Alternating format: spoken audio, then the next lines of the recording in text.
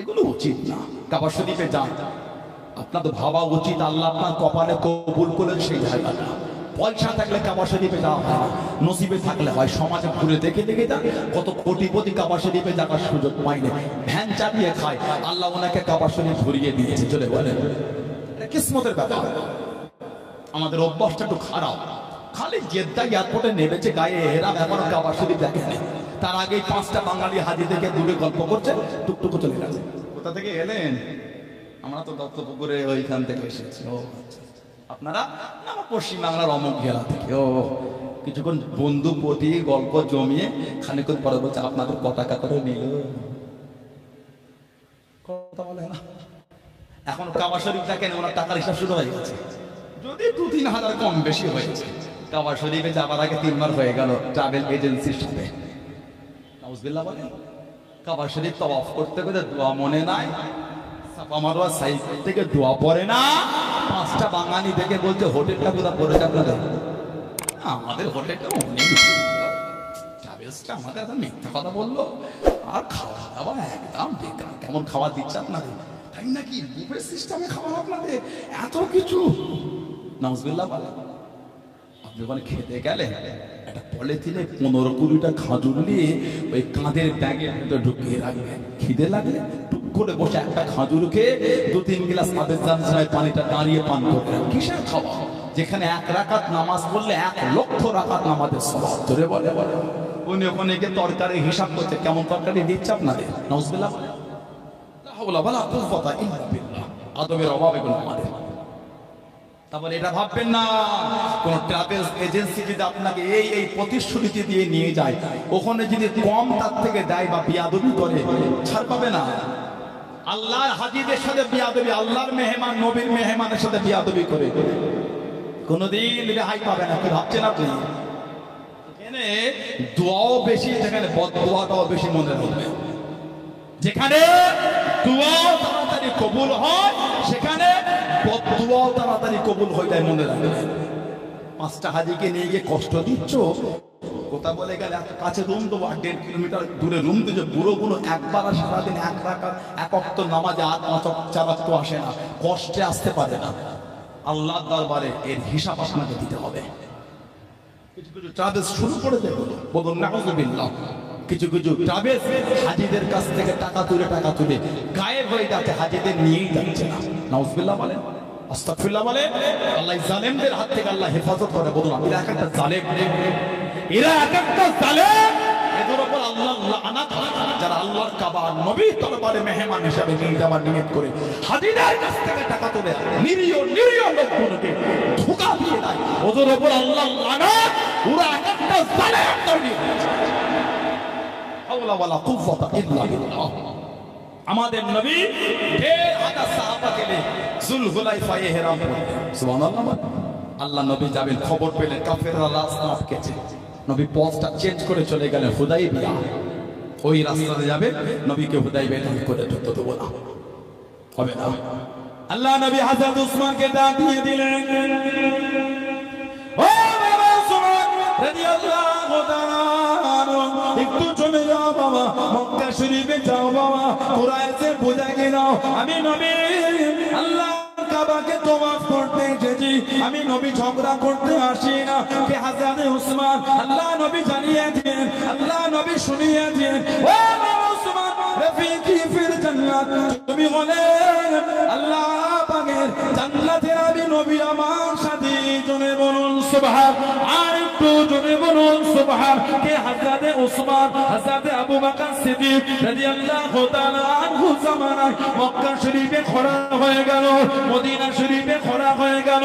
ও যুবকরা, হযরত আবু বকর সিদ্দিক রাদিয়াল্লাহু তাআলা এত দান করেছিলেন, এত দান দিয়েছিলেন। আল্লাহ নবী সাহাবী হযরত আব্দুল্লাহ ইবনে আব্বাস, হযরত আব্দুল্লাহ ইবনে আব্বাস রাদিয়াল্লাহু তাআলা আনহু ওই রাতে আল্লাহ নবীকে স্বপ্নের মধ্যে দেখতে পেলেন, খবের মধ্যে দেখতে পেলেন। আল্লাহ নবী সাদা তুর্কি ঘোড়া পিঠে চেপে আল্লাহ নবী টুকটুক করে চলে যান।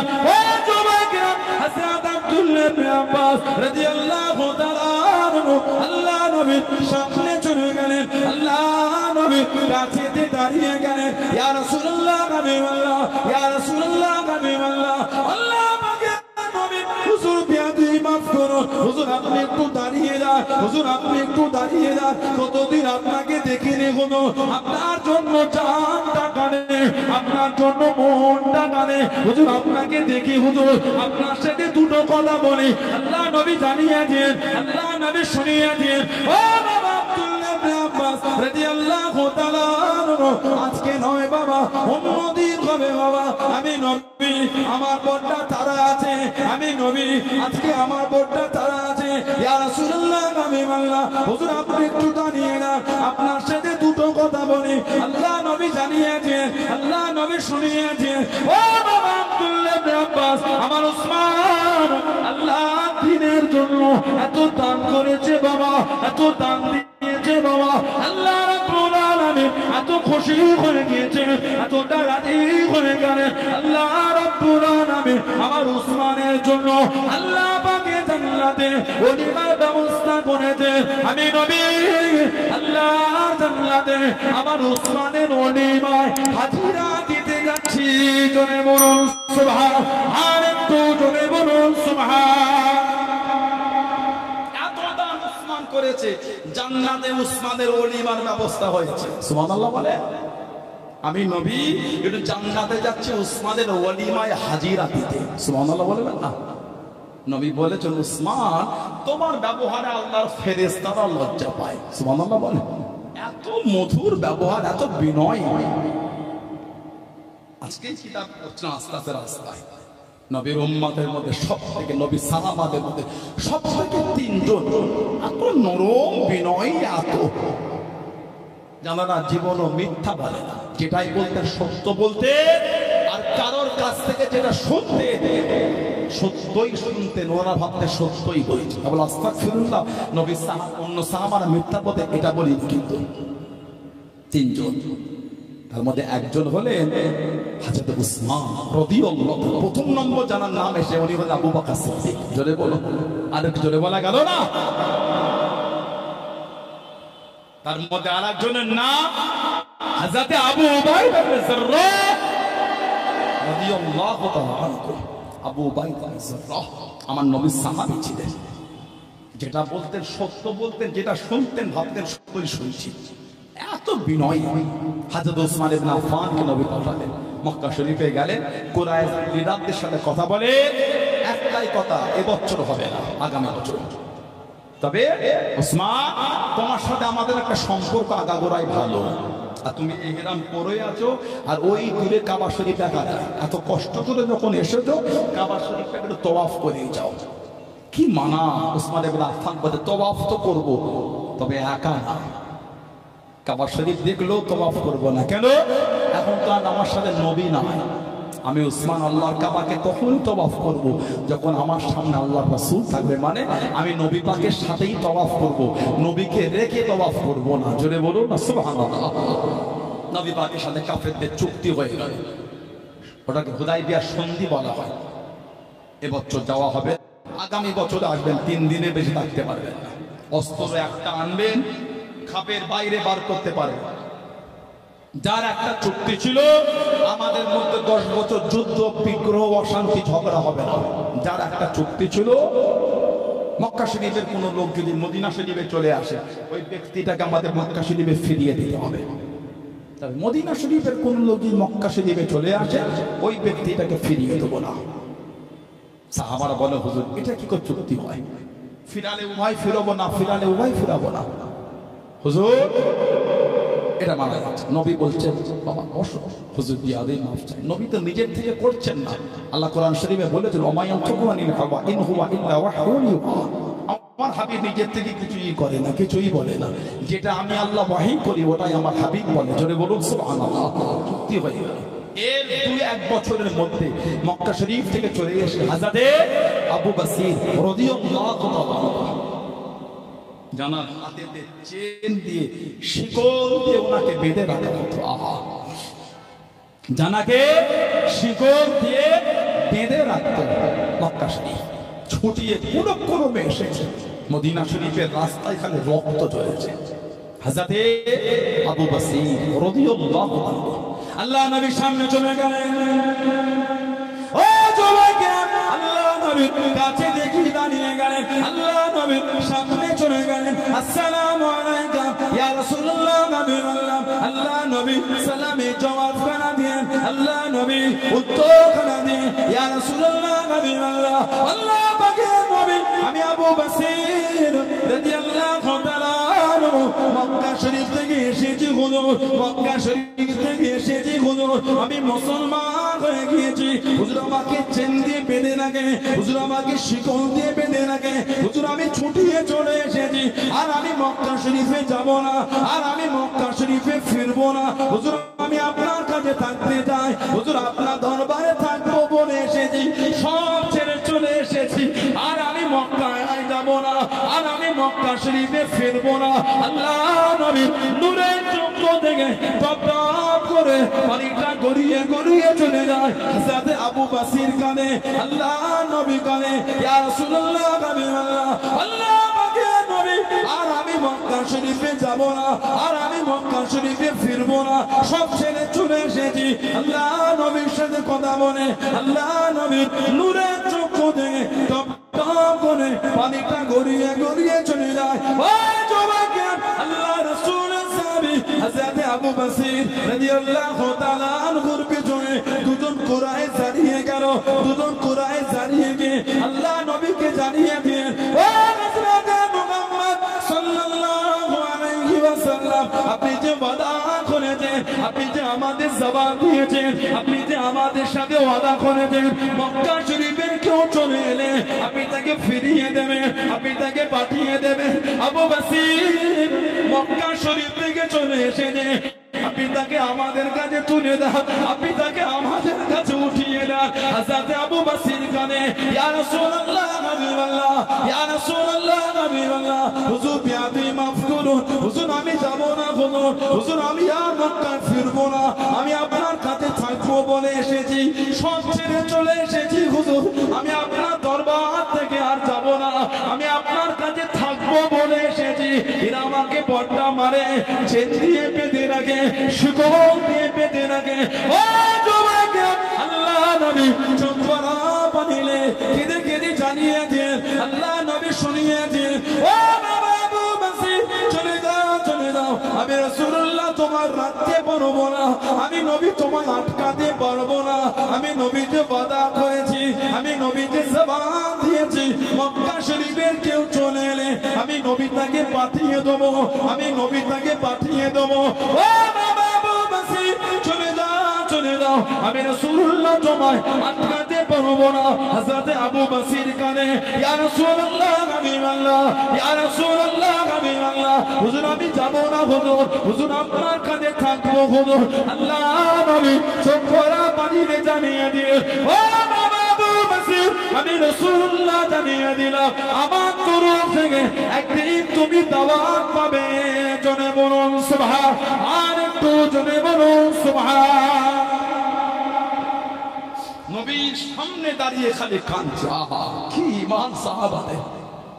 হুজুর আমি সব ছেড়ে চলে এসেছি, কিচ্ছু না, নিয়ত করে এসেছি আর আমি মক্কায় যাব না, আমি আপনার দরবারে থাকবো হুজুর। নবী পাকের নূরে চোখ দিয়ে টপ টপ করে খালি পানি ঝরছে। আহা সাহাবার কষ্ট, গোলামের কষ্ট দেখে আমার রাসূল কাঁদে। হুজুর আমাকে বড় মারে, হুজুর শিকল দিয়ে চেন দিয়ে আমাকে বেঁধে রাখে। সবে দুটো কথা নবীর সাথে বলেছে।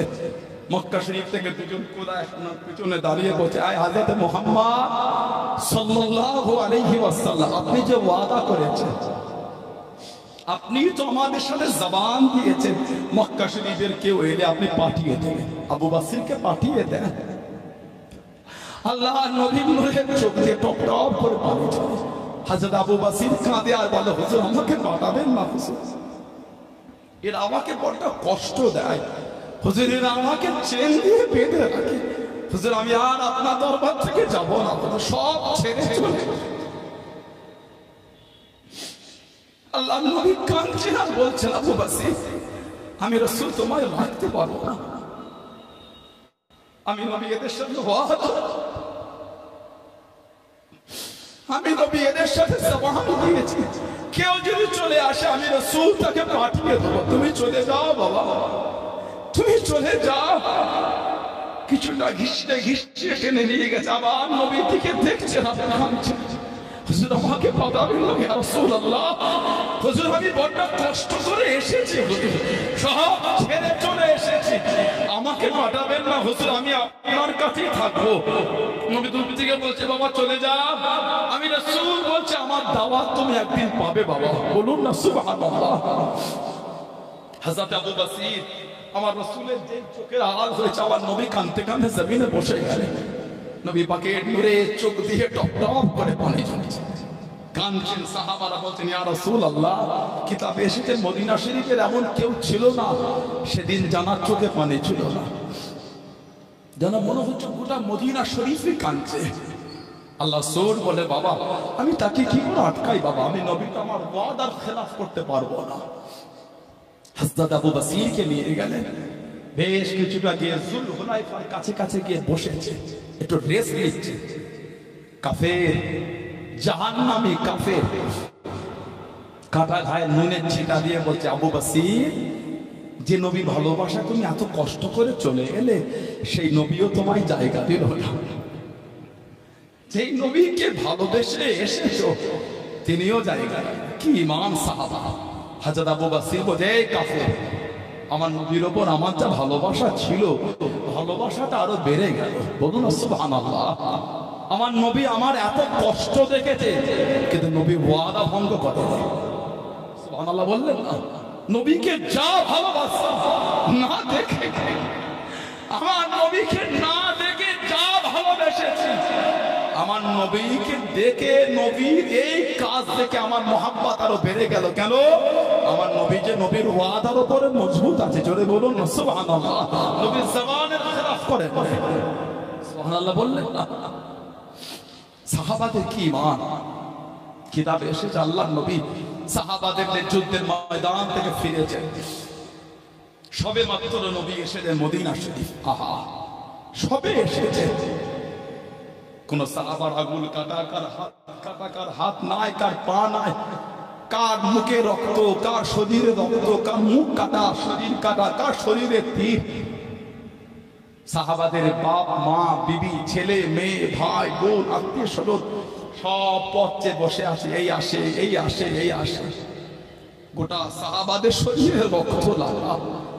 আমার নবী দরবার, আহা, হযরত জিবরাইল আলাইহিস সালাম আমার রাসূলের কাছে চলে গেলেন। আসসালামু আলাইকা ইয়া রাসূলুল্লাহ হাবিবাল্লাহ। নবী পাক সালামের জবাব, কি খবর ভাই? ইয়া রাসূলুল্লাহ, হুজুর আল্লাহ পাক হুকুম করে পাঠিয়েছে সাহাবাদের নিয়ে আল্লাহ আপনাকে এখনই আবার বার হতে বলেছে। আমার নবী সাহাবাদের দেখছেন আর কাঁদছেন।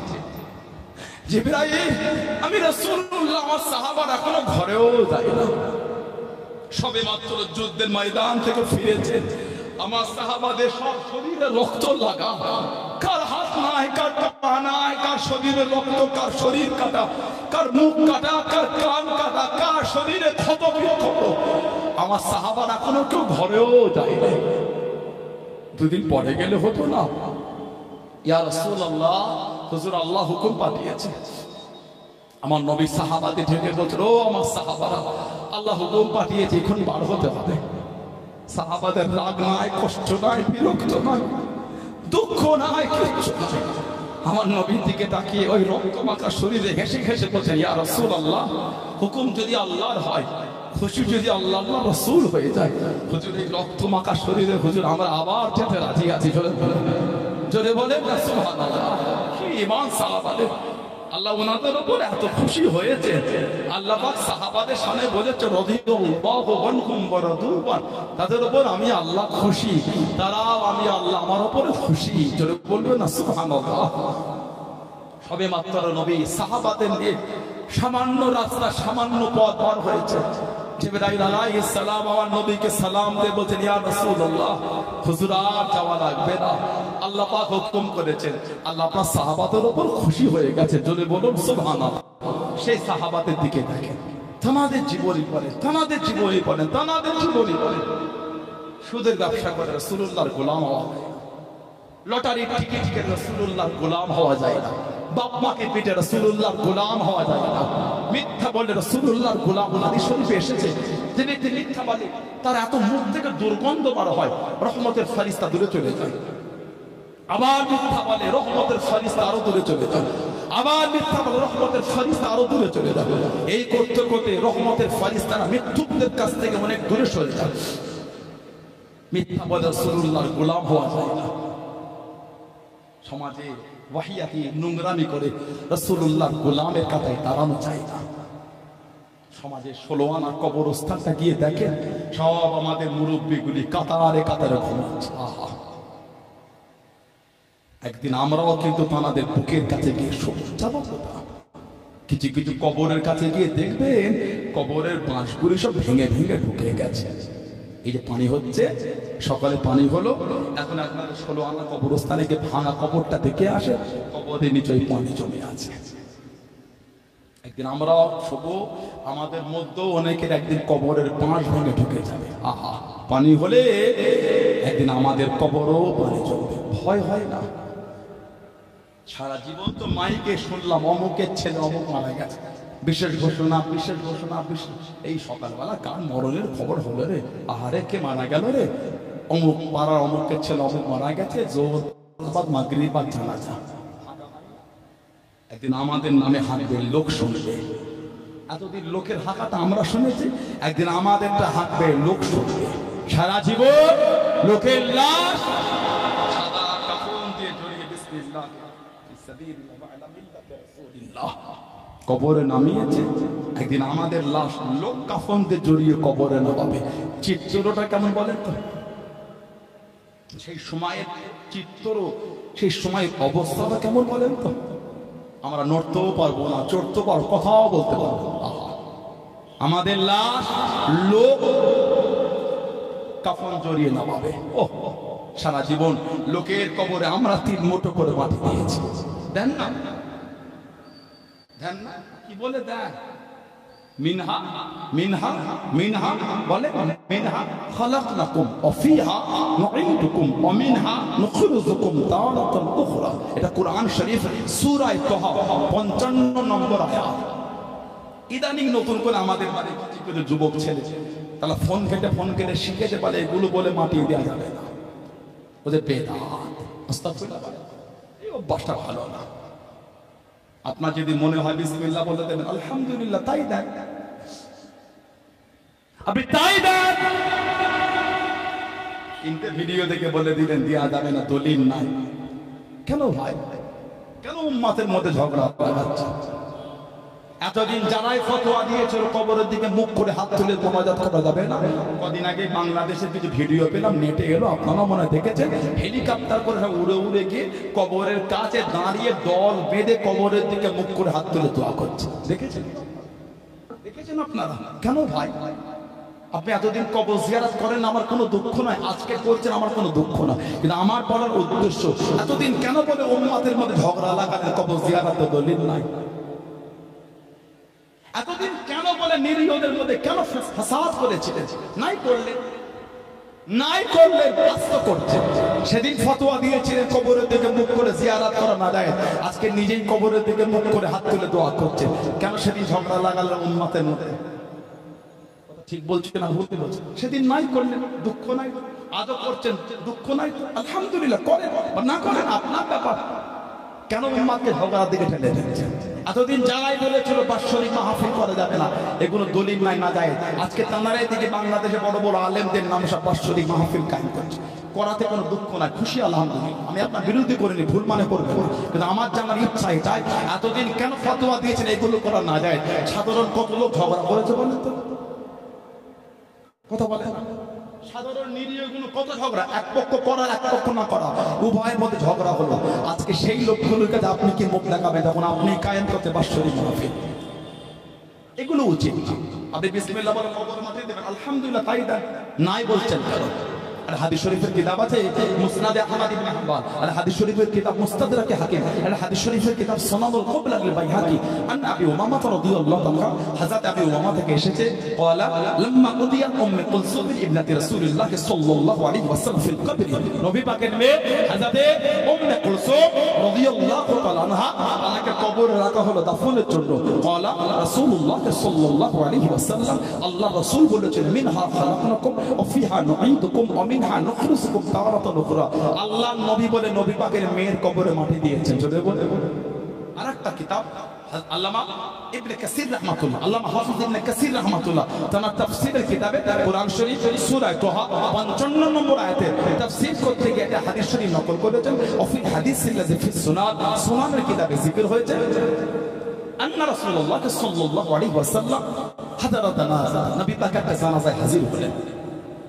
ফালাম্মা দুফিনাল মাইয়িত, ফালাম্মা মানে দুফিনাল মাইয়িত, যখন মাইয়িতকে দাফন করা হচ্ছে, আখাযা কাফসাতান মিনাত তুরাব, তুরাব মানে মাটি, নবী পাক এক মুঠো মাটি দিলেন। ফাআলকাহা ফিল কবর, নবী পাক মাটিটা কবরের মধ্যে দিলেন। সুম্মা ক্বালা, নবী পাক বললেন মিনহা খালাকনাকুম, এক মুঠো মাটি দিয়ে দিলেন। সুম্মা অতঃপর আখাযা, নবী আরেক মুঠো দিলেন। ওয়া ক্বালা, নবী পাক আবার বললেন অফিহা নুঈদুকুম, দ্বিতীয়বার হয়ে গেল। সুম্মা অতঃপর আখাযা উখরা, নবী আবার নিলেন। ওয়া ক্বালা, আমাদের নবী আবার বললেন মিনহা নুখরিজুকুম তারাতান উখরা। কোরআন শরীফ সূরা তোহা 55 নম্বর আয়াত, 3 পাঠে করে নবী পাক 3 মুঠো মাটি কবরে দিয়েছিলেন। জোরে বলুন। কেন উম্মতকে ঝগড়া লাগাচ্ছেন? দলিল নাই, এই বাতগুলো বলো। আল্লাহ তাআলাদের সুবুদ্ধি দান, আল্লাহ তাআলাদের আহলে সুন্নাহ ওয়াল জামাত আকীদা ছড়া তৌফিক দান, আল্লাহ আমাদের সকলের মধ্যে ভালোবাসা তৈরি করে দেয়। বলুন আমিন। জোরে বলেন আমিন, জোরে বলেন আল্লাহুম্মা আমিন। একটু দরুদ শরীফ আল্লাহুম্মা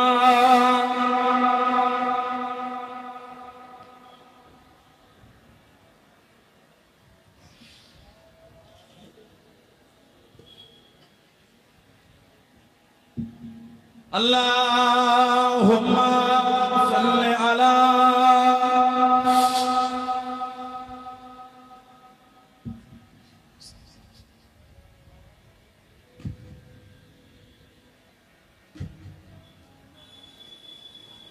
बिन देखे मोहम्मद पर कुर्बान ज़माना है। बोलो सुबहानाल्लाह। আমার নবীকে না দেখে গোটা জামানা রাসূলুল্লাহ পাগল। সুবহানাল্লাহ বলবেন না? ১৫০০ বছর পরে এসে জানা সোশ্যাল সাইটে কোনো অ্যাকাউন্ট নাই, সেলিব্রিটি যারা আছে বর্তমান গণ্যমান্য ব্যক্তিদের সোশ্যাল সাইট অ্যাকাউন্ট, ফেসবুক আছে, হোয়াটসঅ্যাপ আছে, মেসেঞ্জার আছে, টুইটার আছে, ইনস্টাগ্রাম আছে, বিভিন্ন সোশ্যাল সাইটে অ্যাকাউন্ট আছে না নাই? আমার নবীর কিছু আছে? ১৫০০ বছর পরে এসে ফেসবুক নাই, মেসেঞ্জার নাই, হোয়াটসঅ্যাপ নাই, টুইটার নাই, ইনস্টাগ্রাম নাই, কিছুই না। ১৫০০ বছর পরে এসে আজও গোটা পৃথিবীতে জানার জন্য কোটি কোটি মানুষ আজও পাগল। জোরে বলে, জোরে বলা গেল না? बिन देखे मोहम्मद पर कुर्बान ज़माना है, जिस जिसको भी देखा है वो उनका दीवाना है, जिस जिसको भी देखा है वो उनका दीवाना।